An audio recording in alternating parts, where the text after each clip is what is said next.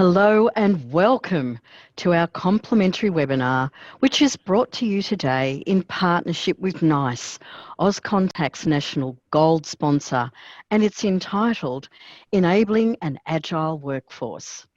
Today's webinar will run for approximately 60 minutes, and during that time, with the help of today's special guest, Nadia Younan, Workforce Optimization Solutions Manager at NICE APAC, we hope to have you leaning into the conversation, reflecting on your approach, as well as providing you with ideas to take back to your respective businesses.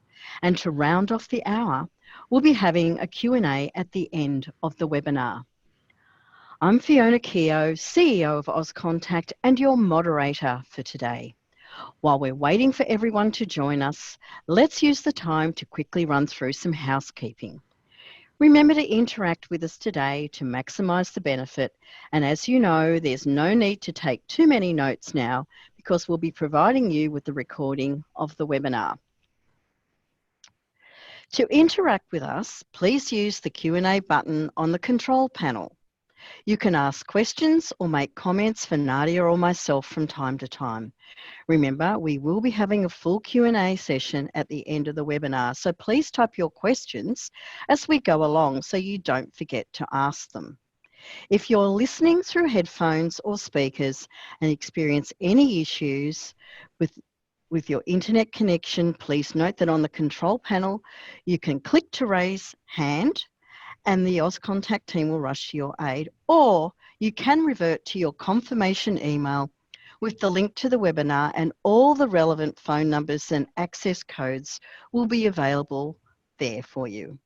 I know that many of you are familiar with asking questions, but let's try out the questions pane on the control panel now, just in case you haven't used it previously. And the question today is, what place on the New South Wales South Coast has recently been flooded? Now, this is a bit of a personal favourite for me because I started going to this place, for some of you, you won't even remember this particular era, way back in the 1960s. Scott, you're close, but you're not far enough south. No, you're too far south, actually. It starts with an S, the first word, and the second word starts with an I. I have camped there. Oh, Peter, you know the answer. Well done. I'm not going to give it away yet. Oh, Kerry Ann knows the answer as well. Well done. I might give it away. So I've got my first sunburn there before slip, slop, slap. Okay, now Scott knows the answer. Warren, well done too. Interesting spelling. Kelvin, very lovely. No. So the answer is, and I can see most people are really across it now, is Sussex Inlet. My parents had retired there. Wonderful place to grow up and a wonderful experience. So it's great that you guys know how to use the Q&A panel. I'm going to expect on that basis lots and lots of questions. So with that, I'm really pleased to welcome Nadia Younan, Workforce Optimization Solutions Manager at NICE APAC. A familiar voice to me, because we've known each other for far too many years. Nadia, why don't you tell us a little bit about yourself and kick off the webinar?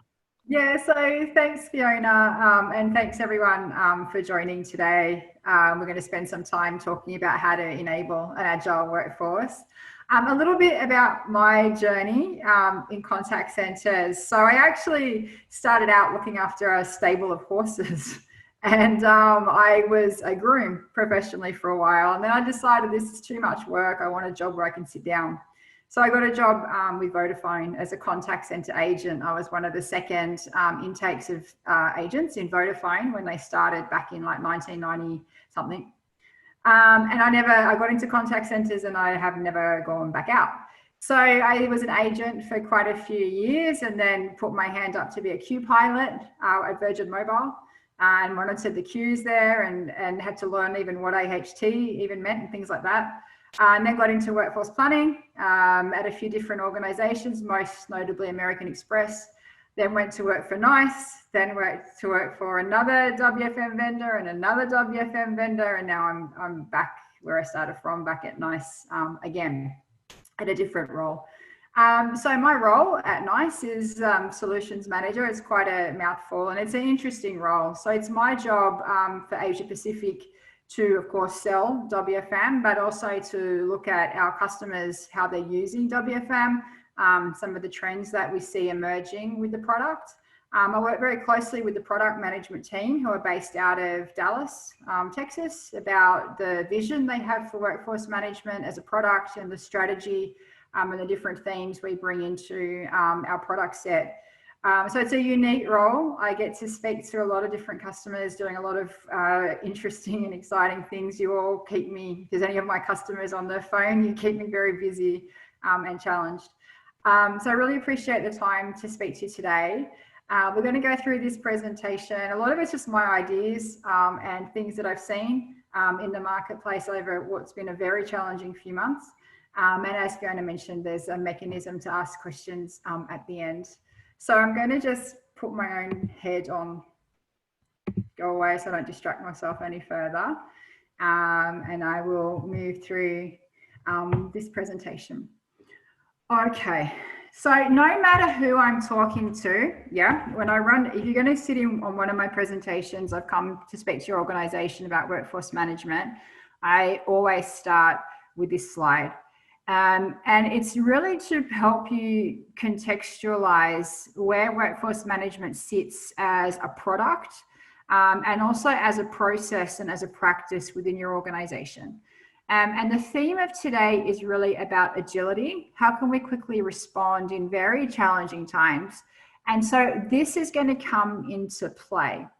Now, you might identify yourself on different parts of this spectrum, and this may represent a type of roadmap or vision you have for workforce management.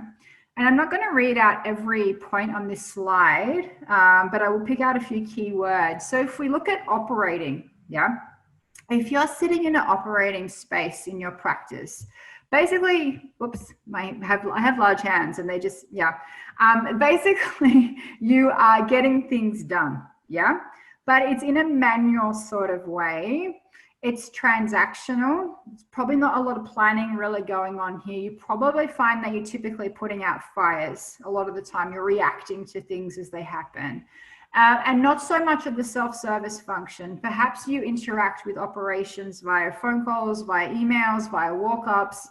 There's not a lot of self-service capability happening.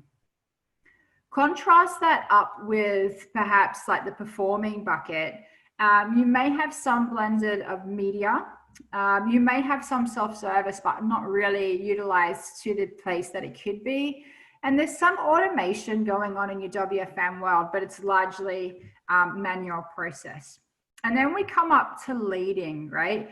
And there's certain keywords that stick out from here. Omni-channel is the big one, where all of the interactions are delivered to your agents via an omni-channel contact center. And this is nirvana for us in WFM because it means we can have a more holistic view across all of the channels without trying to cobble together some weird integrations to non-voice channels in particular. And cloud, right? Cloud is everything at the moment when it comes to talking about agility. So I know I'm speaking to WFM practitioners and it's our function to get the best out of the solutions that we have. But those solutions sit on a stack, typically a premise-based in the old world, and they are limiting to us. So I can tell you that in the last 3 weeks, I've had 2 approaches from different companies in different verticals who need to spin up very high seat content. One was 1,000-seat contact center because they were responding to a government bid. Another one was directly from government itself. And they can't do that when they're stuck in premise. It's prohibiting them from being agile. So this is a big thing to consider, particularly for WFM people who perhaps sit across some of the IT function. Cloud is everything. You can't even get servers at the moment, let alone provision them and stand up a premise environment. And artificial intelligence and machine learning, so these are the words that came in. It used to be all about blended media and omni-channel, and now it's artificial intelligence. So trying to create a WFM practice that's more infused with analytics. And probably my favorite point on this slide is automating the low value tasks. We really want to preserve WFM time to doing strategic value add activities and not going around, adding people for overtime and things like that as much as possible. More strategic, less firefighting. So I'm going to touch on this slide as we go through the presentation, and I'll show you why some of those things can be inhibitors to being agile. So the need, right? I'm sure a lot of you are very familiar with this. So the employees have moved to work from home, yeah? I think very few people are actually sitting in a contact center or a physical site anymore. I'm not. I'm sure a lot of you on the call also are not. So that presents some unique challenges for us, and we'll touch on that in more detail. And depending on the vertical you're in, a dramatic increase in calls, right? So for all of the government, banking, insurance, health, I've just seen them completely skyrocket. Typically things like the retail, hospitality have contracted, which is not great for those verticals. But mostly it seems that if you're still functioning as a contact center, you're probably experiencing an extremely high increase in demand. And we still have to service these people, right? They don't particularly, the caller doesn't really care where you're sitting. They expect to be handled in the same way as they would pre-COVID as they are now. So we have to balance these new needs. So, we're going to talk through some, I guess, ideas about how we can approach this. And it's about, I guess, being consistent. So if there's a time of upheaval at the moment, and the more things change, the more they should stay the same. So the first point is really about keeping as many things the same as possible. So if you have regular cadence, try and maintain that in terms of communication. I guess try and create and maintain some sense of routine. I do tend to bang on about the non-functional, but they are key facilitators to our WFM strategy. So involving the IT team, I did have a customer who let a bunch of people work from home, and their VPN couldn't sustain the amount of remote logins. So they had a bunch of people go home and then not be able to log in to the network. Stuff like that. So we may need to forge a bit of a tighter relationship with IT than ever before, because we need them to enable our new and sometimes creative WFM strategies, right? They're really important to be involved in the process. We're going to talk about this in a little more detail about business priorities, yeah? So WFM, it's all about being able to juggle the priorities of the business and maintain the service objectives, yeah? But there's going to come a point where perhaps given this unprecedented demand, the priorities have to change. And we don't want to be out of lockstep with operations. I don't want to be battling people. I don't want to have an ongoing discussion about should certain meetings and things go ahead. Let's set or triage the activities and go, this is the agreed approach. These things go by the wayside for now, and these things stay. And we all agree that that is the approach until someone invents a vaccine. I don't know. And our schedules may also need to change. And we're going to come back to scheduling and talk on this in a little more detail. So keep the lines of communication open to engage your employees, right? Now, I got given this slide pack. Some of it I have done and some of it comes to me, right? And I saw this point, over communicate. And I look at it and I just think, I don't love this, right? So at NICE, when we went into the COVID working from home model, they just went, all guns blazing. We had not one sales call a week. It went to 3 sales call a week. We had a special lunch thing. We had a Friday afternoon virtual Zoom drinks thing. And I think, the communication strategy that you have, you don't want to become spam. You don't want to become annoying. Maybe this says more about me as a person than their strategy, but let's find a happy medium where people are still buying in. They still know that when you're reaching out to them, it's for a reason. and they're bought into the communication. So I over communicate. Okay, maybe that's an American thing, and Australians were like, okay, that's enough communicating. Develop a communication plan that encompasses all departments. So back to my other slide about involving IT, we may need to now look at what we're doing with marketing. Perhaps we're changing operating hours and things like that. I don't know. Just make sure that when we are having that outreach to the agents, that we're not moving in a silo, we haven't accidentally alienated another department, and that everyone's across the strategy. And pick your poison, right? When it comes to your channel, Teams, Zoom, we use Teams at NICE, but I heard that Zoom has like a Photoshop feature where you can blur out your wrinkles. So I feel like I should suggest this to NICE internal and switch channels, but pick a channel. There's some great collaborative tools out there with some great features so that people can see each other and communicate openly and Photoshop themselves. Now, this slide is really important and it has a lot of ramifications to us in WFM. Should we change the goalposts is what this slide says, yeah? Okay, with a move to remote work, maybe not so much would factor in for me, but this demand, this big increase in demand would be on the top of my mind. Are the service level objectives, the AHT, whatever goals you're using, still appropriate at this point in time? Do we need to change them? And if so, what are we going to change them to? How is it going to enable us to be more agile if we perhaps allow a lower tolerance for service? This is really, really important. We're super goal driven in WFM. This is who we are. This is what we do. This is how we measured by. I think if you haven't had that conversation, and even if you have it and decide, you know what, we are not going to tolerate a lower grade of service or a different set of KPIs for now, that's okay. But it's worth having that conversation and strategizing. And I hope that we're spinning up a bunch of models to plan that out, because maybe we're holding ourselves up to a standard that's too hard and we're struggling to meet goals that don't really apply. So the paradigm has changed. Perhaps your customer's tolerance to wait has changed.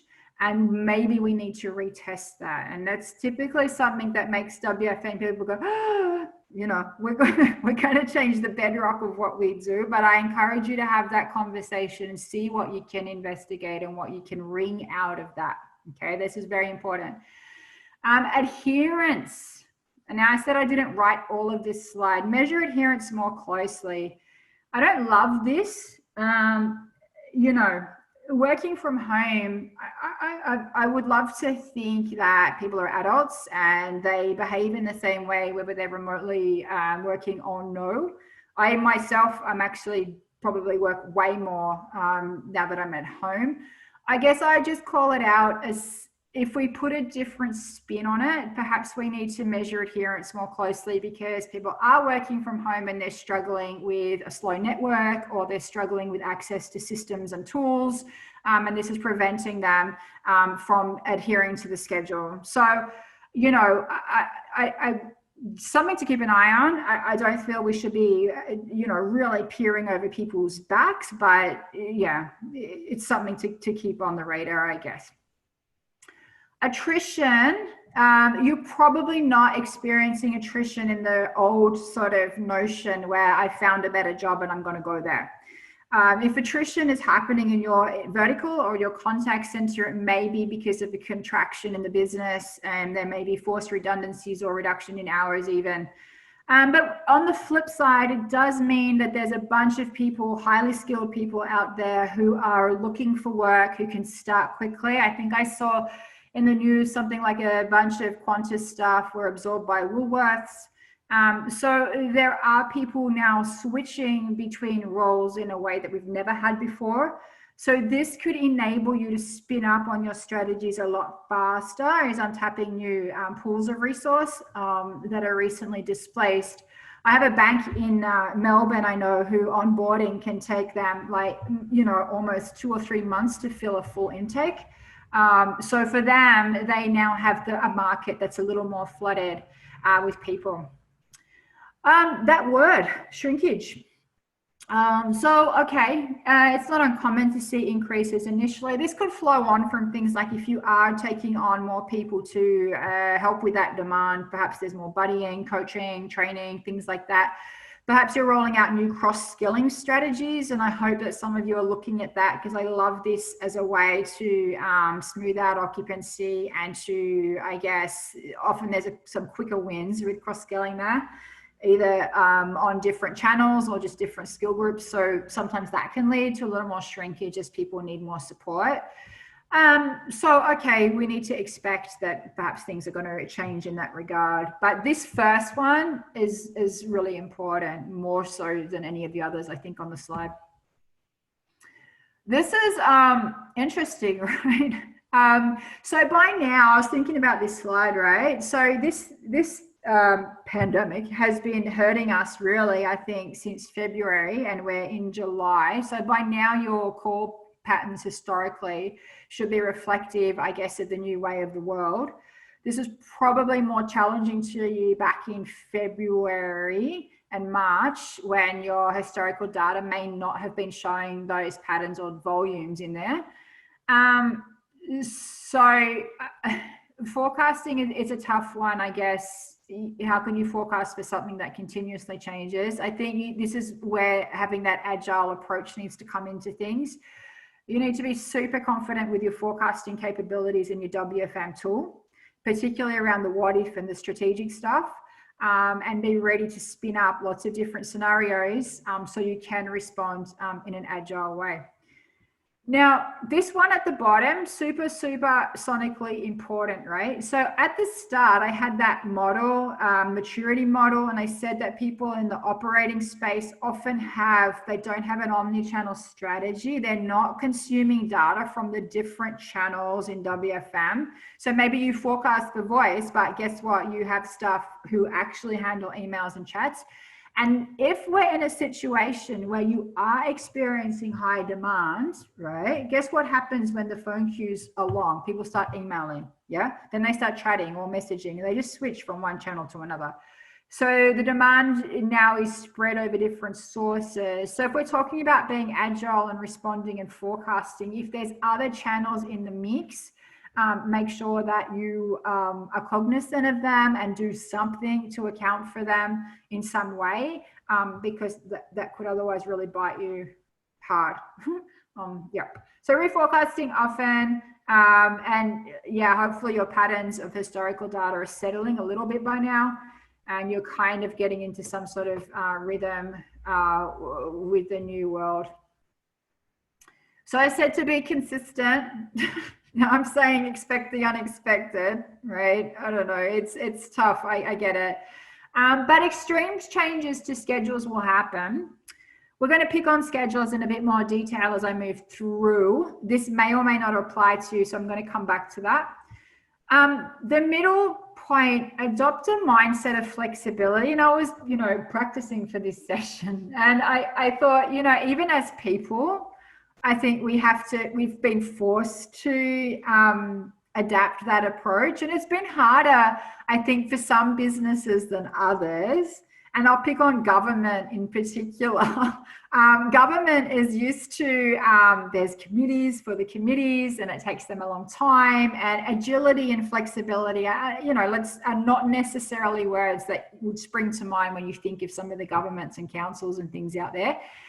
So this has been a big change for them. Some of the telcos and things, they're already kind of like this, and they kind of perform in a startup mentality. But for some people, as well as some verticals, that's a really challenging thing for them to cope with. And it's been vastly accelerated. So they may have been thinking things like cloud strategies and schedule bidding and split shifts, just thinking about it, but now it's kind of here and now. So, we can all sort of take that, whether we're contact center WFM people or not, being flexible never hurts. So what if? Yeah, so important. So of course there's like a limit to this. We can't just sit there running what if scenarios all day long. Yeah, we still need to be people that can execute on a plan. We need to have a good plan. We need to have a couple of different plans. You need to have the tools to do the job, that understand cross-skilling, that understand blended media, that, you know, enable you to spin up what if scenarios. So you can have those educated conversations with operations and say, okay, we want to be agile. We want to be an agile workforce. We are going to have to move in a certain direction. Okay, sure. What are the nuts and bolts of that move? What does that actually mean? Well, it needs 16 more people and they need to be cross-skilled in that way. And if we take this approach, it means 24 people, stuff like that. So, you know, you need to have those in your back pocket to help bring some contextual information about if the business does move in different directions, what does that actually mean for you and for the business as well? Yeah, it will help you be agile. Scheduling.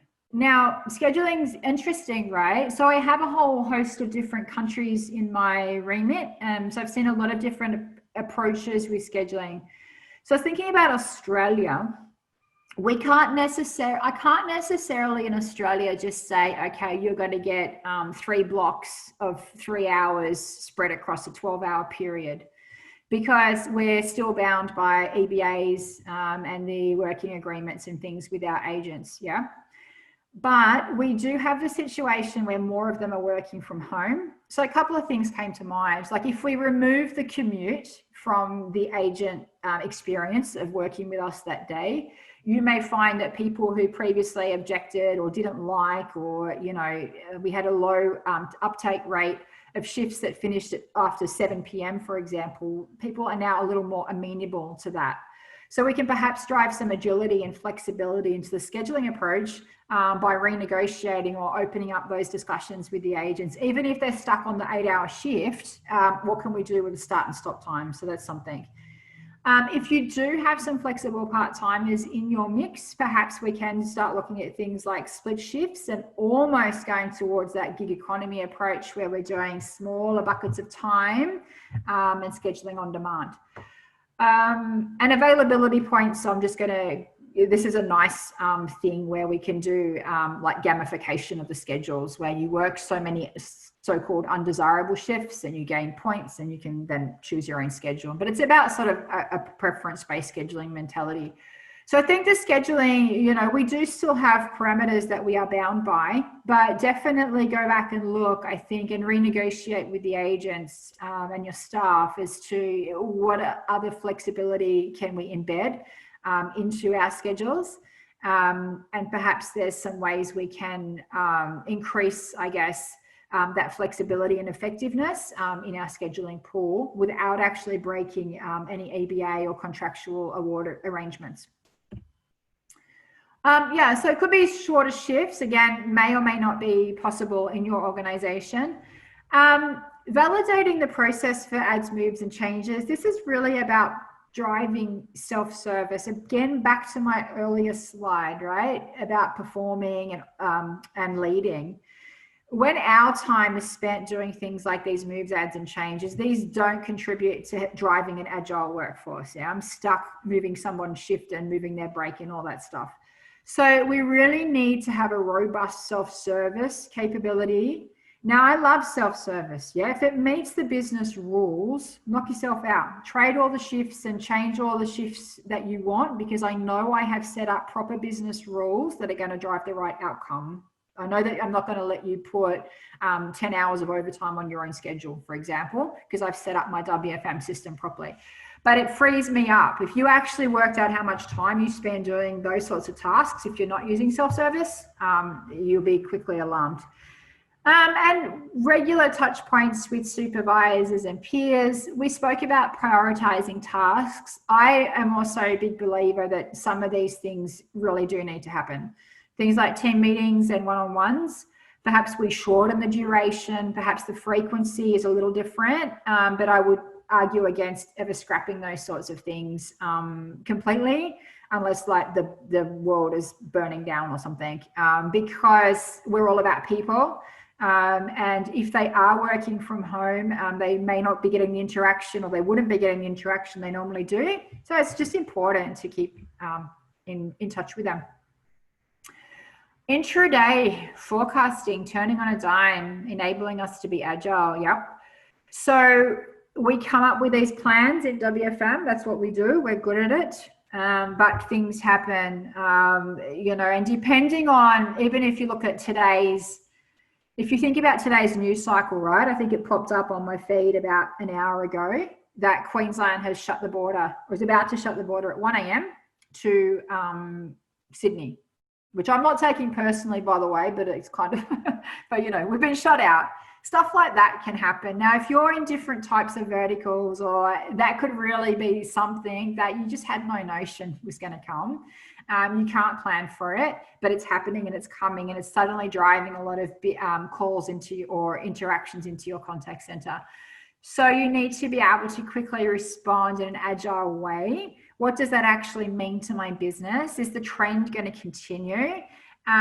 Is the increase in AHT going to continue? And how do we reforecast? It should be done automatically a couple of times per day. So far what I've been saying, I guess none of this is you know, revolutionary, right? We know as workforce planners, we should be reforecasting regularly. That's part and parcel of our gig, right? But it's now even more important. This is a time of challenge for workforce management to really shine. Because we're the ones with the numbers, we're the ones with the data and the tools to help guide operations to be agile and to make smart decisions. So you probably do this. But back to my point about the forecast itself, remember when we're reforecasting on top of a forecast, so we need the fundamentals to be right. So it flows all the way through to our interval plan. Yeah, you guys are in the box seat here a bit. So I guess we're just going to round out the conversation with, you know, some of the barriers, I guess, that exist when it comes to agility and scheduling. You know, there's a bit of a fear, I think, out there that if you move to a more flexible, that the business needs will not be covered. This is probably the biggest one, the purple one.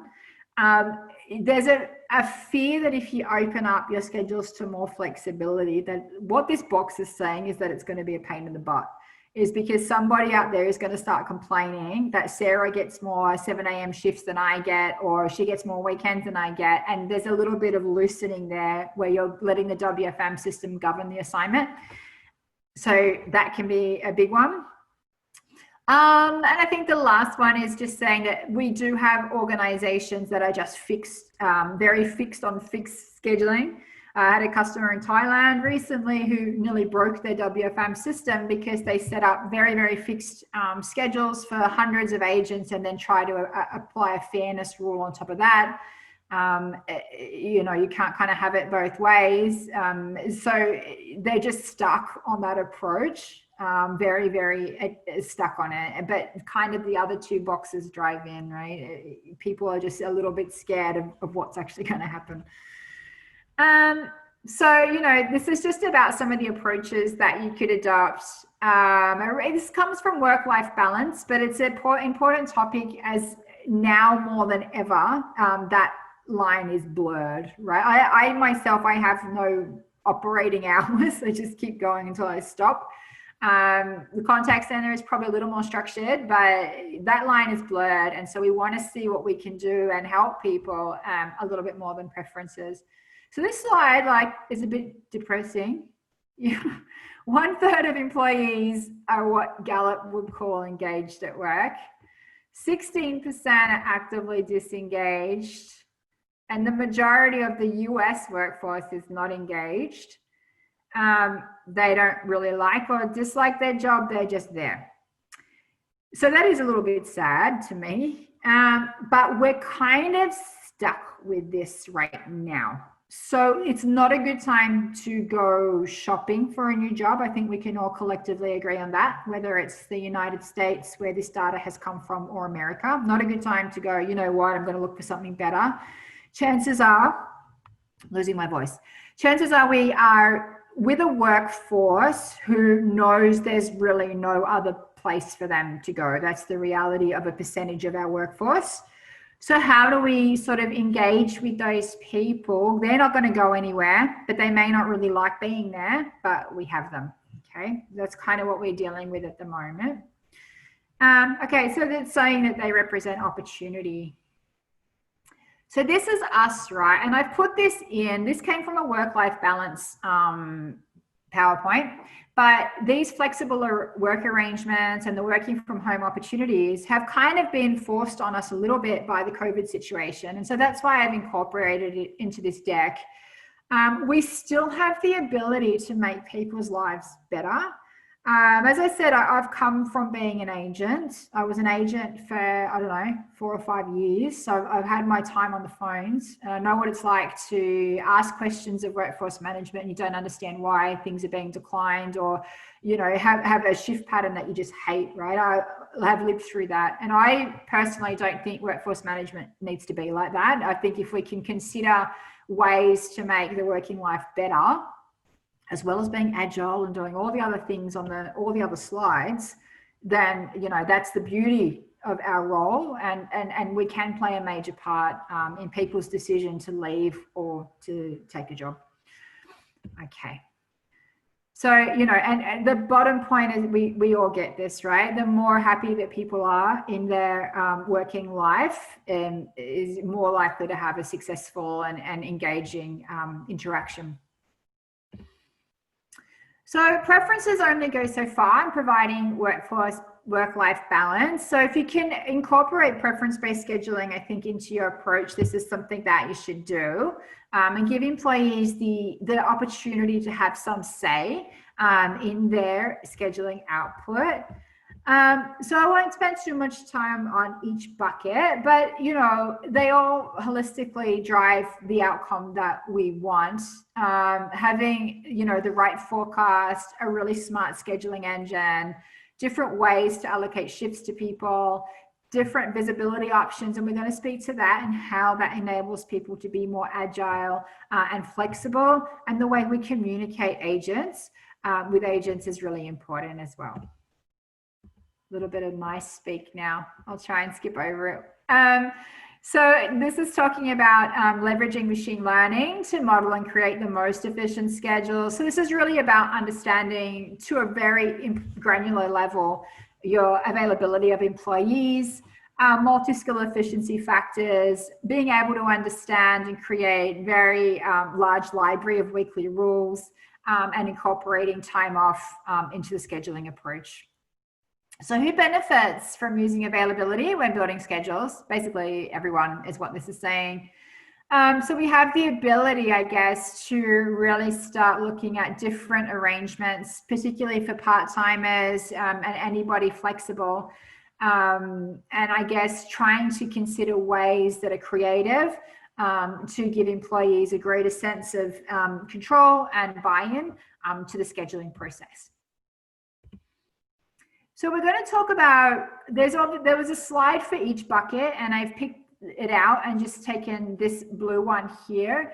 How you communicate with agents now. So pretty much every tender and things we respond to at NICE now will have a large component around mobility, where people want to be able to reach their agents from like an iOS or Android device and communicate with them that way.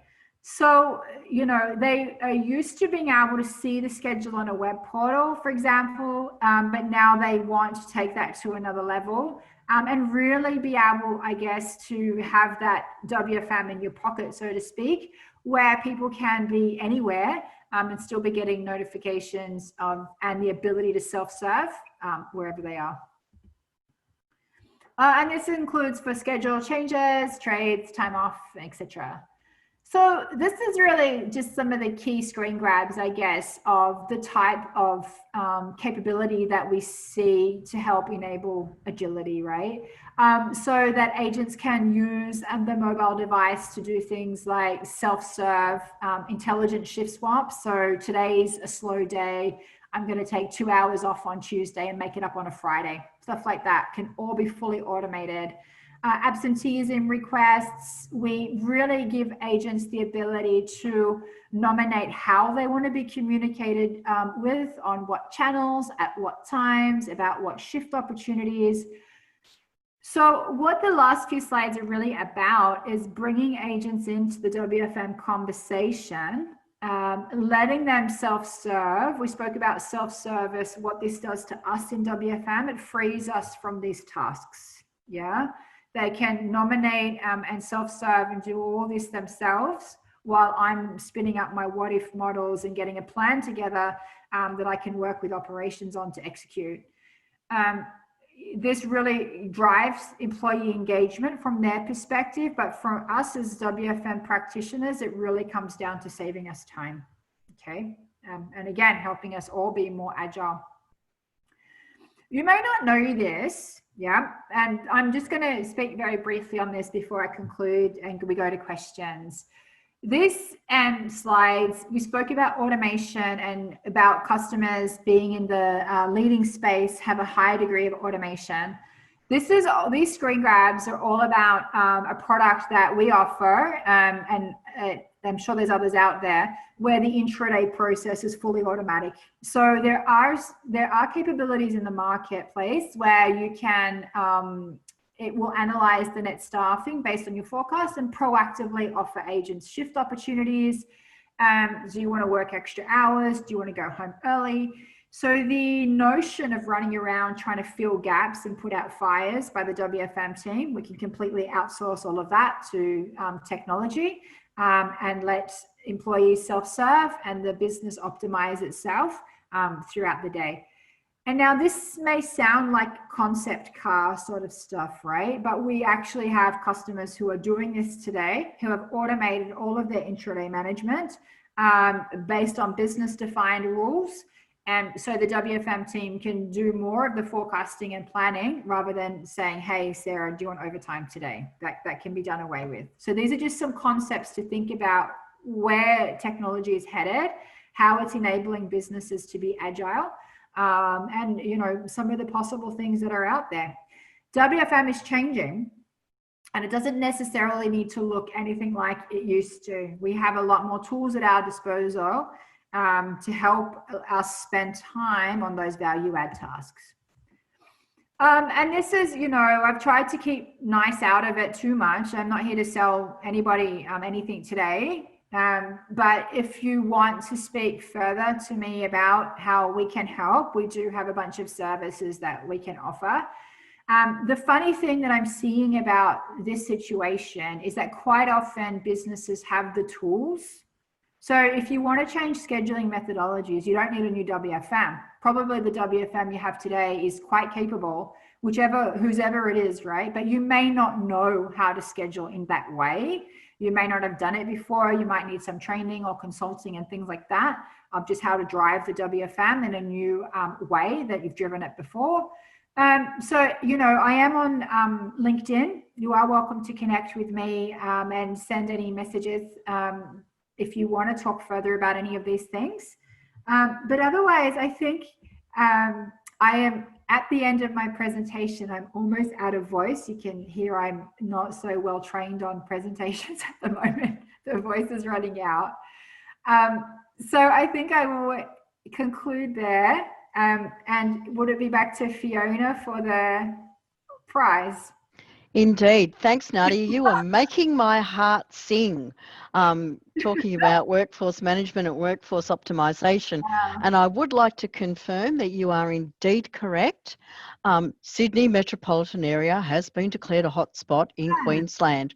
And from 1 a.m. on Saturday morning, nobody from the Sydney metropolitan area is crossing the border. So for those of you that thought that you were going up there on Sunday, don't. You'll get turned around. Anyway, more exciting news is that NICE have been extremely generous in providing a lucky draw prize for those of you that have asked a question. We've already got 7 people that have asked a question, so they must have been ahead of the curve. Oh. And you've got the Voyager 8200 UC Bluetooth stereo headset which is also sponsored by Polly. You guys can read all of the features and benefits. It's get comfortable while you concentrate, immerse yourself in rich, clear audio, stay connected so you never miss a call, make it yours and keep it in the know. So you've got to ask a question to go into the draw, and you'll be advised of the winner in the email when the webinar recording is sent out. So without further ado, and the questions are coming in thick and fast now, it's amazing. How cool is that? So this question has been waiting for quite a while. Okay. So Nam wanted to know, do you find that this is a good time to introduce gamification to help with employee engagement during this particular period? Yeah, that's a good question. And it really comes down to change management and your business's capacity to roll out a new program. So the gamification parts of the WFM solutions are typically really easy to configure. They don't take much from that perspective. But when you're rolling out new programs like this, I want you to get it right. I want people to love it and buy into it, and I want it to be successful. So whatever that means to your organization and how you're sitting at the moment, just consider that. The first impression is often the ones that lasts. And if it goes a little bit wrong and people don't love it, like, oh, this doesn't work. So if you have the resource around it to roll it out in a way, perhaps test it with a pilot group first would be my suggestion, then go for it. Yeah, but just be committed to it as a program, and let's not abandon it after a few weeks. Yeah. Yeah, don't make it flavour of the month. No. Ian would like to know whether you can provide some tips on using availability points to prevent agents narrowing their availability to particular start times or days of the week. Offer more points out the other ones. Bring the points really low where they're narrowing it, I guess, and try and boost it up in the other periods to encourage them to have a wider span of availability. At the end of the day, for people who may not be familiar with that concept, we touched on it a little earlier. It's about what it is as a broad concept is you kind of set up a game around the shifts, and there's points kind of where somebody nominates their availability. So if I start saying I'm available across more intervals and more shifts, I'm going to accumulate more points, and we can stack those. We can say if you work a Sunday, you get more points than if you work a Monday, for example. But if somebody wants to really narrow their availability down, it's kind of challenging because they are sort of in control of it. I would try and just really boost the points up in other shifts and see if that will encourage them out. Also, I want people to work the shifts they're nominating their availability that they're saying they're going to work, right? I don't want people nominating all these crazy availabilities and then never doing that shift and ringing up sick, yeah? So if that's what they're actually going to come and work, and they always work those shifts, yeah, okay. I could probably kind of live with it. It is supposed to be an agent buy-in thing. So yeah, see how you go. Try and stack some of the other days. Well, thank you. And Nicole would like to know, with schedule bidding, what do you find is the most hassle-free way to order preferences? Is it alphabetical, tenure, or a form of gaming, AHT, customer experience metric? You know, and the list goes on and on. Schedule bidding, you guys are funny. And I say you guys, there's all of the different contact centers out there. I could probably count on one hand who's really doing it. And when I say on one hand, I'm going to take out the outsourcers from this answer, because outsourcers typically have to, not from an employee engagement perspective, but because they have to provide blank schedules that somebody else fills up, right? Or they receive blank schedules and fill them up. In most contact centers, but where there's not an outsourcer, I get asked about it all the time, and I rarely go into somewhere where they're actually doing it. It's nearly always rules-based. A hassle-free way, I I don't know. I think that's really down to the business. I think you have to pick a methodology and stick with it. Is it going to be first in, first served? Is it going to be seniority / tenure? Is it going to be some other rank that's been assigned? There's kind of no real right or wrong way that suits that. But that's a funny one, you know, and I've been in quite a few contact centers and I've just never really seen it. I think people find the rules are just a bit, back to my point about that fear of fairness and stuff like that.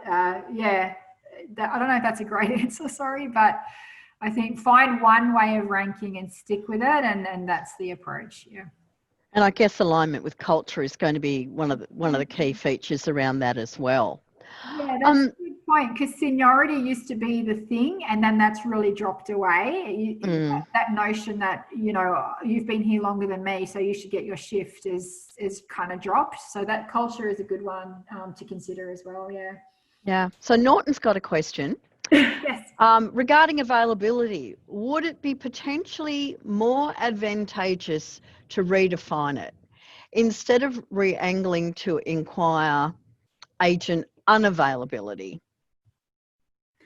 Well, I mean, yeah, that's it. We want to be putting a positive spin on the way that I say spin, and I'm sorry, that's not the best word, but availability and preferences, I think, are a funny thing. So we need to set up the construct in such a way. They can actually be disengaging things, right? And I've seen it happen where agents are buying into the self-service process, either through nominating availability and or preferences, but you've set it up in such a way that you're never really going to grant those things. So an example might be, don't let people submit preferences about your meal break lengths when meal break lengths are mandated by the EBA, because you're never going to get that preference anyway. And then people go, I told you what I want and you don't give it to me. I think availability is a good conversation to have. I think you want to be looking at, as I said, those people who perhaps aren't commuting anymore are the people I want to target. If you knew how far people lived away from your contact center, and perhaps if there's some sort of analytics we could do, and just say, would you be available for a wider range of shifts now, but that's out of the equation. It's certainly something worth having. But, you know, I do work for a technology company, but the people are close to my heart and what I bring to WFM. So I think always we should be having positive conversations and trying to come up with creative solutions for people that make them want to be employees and like working for us. So if you can put a more positive spin on it, certainly go ahead. Okay, so Warren and KCH have asked a very similar sort of question, which is, how large does a contact centre need to be to justify the costs and achieve an acceptable return on investment? Wow, from a WFM, I'm reading it as if they don't have a WFM software and they're thinking about buying one. That's how every possibility, yeah. Okay, so that's how I'm going to respond. Everyone's still listening along. Yeah, I'm going to be real. Yeah, so if you have like 48 people and they're mostly single skilled, I would speak to someone about that and I'd say, you know what, I can't sell you something in an economical way more so than doing perhaps something in Excel because it's so small. Once you start getting around the 100 seat mark, and particularly when you're looking at different channels, you'll find that there's different WFM softwares and offerings that start to now make sense. You can do cloud-based, which is typically cheaper per agent. But I would suggest really once you start edging towards the 100 seat is when you really want to think about it. Perhaps if you're a little smaller, but you have a complicated channel mix where you need to be able to model someone switching from email to chat to voice, that may accelerate your thinking a little bit. But really, if you're below 50, you know, I need to sell with integrity, and that's what I do. I would say, look, you know, it's a little bit small. Yeah. Okay, cool. So Ben wants to know, how does agent availability work in an expert agent environment where agents are given a direction to work certain times? If they want to reduce availability, how do we ensure customer demand is met? It's So complex. Had a few moving parts to the question, that one. I almost need to put it in writing to it sounded like if I distill it, that we're saying we'd like to give more availability, but we have a demand or a set times when these people need to be on. Yes. Yeah, that comes back down to really balancing the needs of the agents versus the business. If you have a select group of experts, I mean, we could take this isn't going to be a quick answer. You could take a more strict, that notion is a little bit of a limiting factor. How do we get more people to perhaps be experts? How do we get people to be support experts? What's happened there is we have a small pool of people who are specialist skilled, and we want to increase flexibility, but we don't have it's a mathematics game. We don't have the numbers now to enable that type of approach. We're kind of a little stuck. So you can look at it a little more strategically about how do we increase that pool. And that may be a long-term thing. You use the term expert. Maybe that means they've been there a year or two. But let's start thinking about the strategy about increasing that pool or cross-skilling up to support that pool. At the end of the day, we're still a business. So what else can we do for these people? If we can't give them the availability or the preferences that they want, do they get something else? I don't know. What could that thing be? Do they get... I don't know, different meal break patterns? Do they get, is there something else we could do for them that the other agents don't get that would make them feel like they're like a bit of a trade-off? These are the types of things I would be considering. But that's always, doing workforce planning for small teams is more challenging than the big ones, right? When you have those smaller pool of agents where people don't have that skill set, it's hard. And these are the experienced people, and we want to love them and keep them engaged and happy, but also we may not be able to backfill them the way that we do, and we just don't have the economy of scale that we do with some of the more entry-level roles perhaps, or entry-level skills. So yeah, it's a challenging one. I'd be looking to expand the pool and see what other nice things I could do for them while still meeting business. Maybe they get a catered lunch or something. Maybe they get an extra half-hour meal break or a longer team meeting, or I don't know, something to help ease the burden, I guess, a little bit. Sure. We've still got 13 questions to go, and we've got 3 minutes. So whilst we might not get to everybody will still be in the draw, and I can promise you that Nadia will respond to absolutely everybody that's asked a question if we don't get to you today. So Kerry wants to know what the best options are, and this is a very long-winded answer, for what-if scenarios, as not all systems have particularly effective what-if options. Yep. How is this done in most organisations? Yes, so the reality, it's funny that what-if seems to be the long-term forecasting and the what-if, I love you guys, but it always seems to be the one that you want to take back out and do in Excel, yeah? So I see often that there is either a start in the WFM tool, no matter whose tool it is. They start in there and then they extract it out and put it into Excel. Really, it should be done in the WFM solution. Ours, I know, has a great capability, and I know others out there have a great capability. If it doesn't have a good capability and you feel limited by that, then typically we'll find customers who still do that macro level planning in Excel. The thing I don't like about Excel for this is just the cross-skilling. Being able to model out, adding a skill to someone, adding a different channel to a certain pool. I'm not that great at Excel that I would know how to simulate something like that. And it's just static, right? If Fiona's created the plan and then Fiona resigns and I take on the plan and she doesn't work there anymore. There's no user guide, there's no help manual. So also that's limiting too. But that would be the answer. That if I don't find that customers are using it in the tool, then they're doing it something in Excel. And the last question for today, and this is also a very curly question and possibly very political. Oh, What Scott would like to know, what would be a good way to convince senior management that workforce management is the way to go? yeah. So that's an interesting point. So I've been in workforce management for a while, and I'm not like a numbers person, right? And I always used to think that I was pretty stupid because everybody else on the team, they knew all these formulas and they could do all the Excel and all this stuff, right? What I pretty quickly realized is if people don't actually understand what you're doing and they don't believe in what you're doing, they're not going to execute on your vision. So you need to have a forecast that is a living and breathing thing within your organization. It can't just exist in your Excel and it can't exist in the WFM tool. It needs to come out. People need to see it. They need to buy into it. They need to understand what you did to it. And they need to know what it means to them.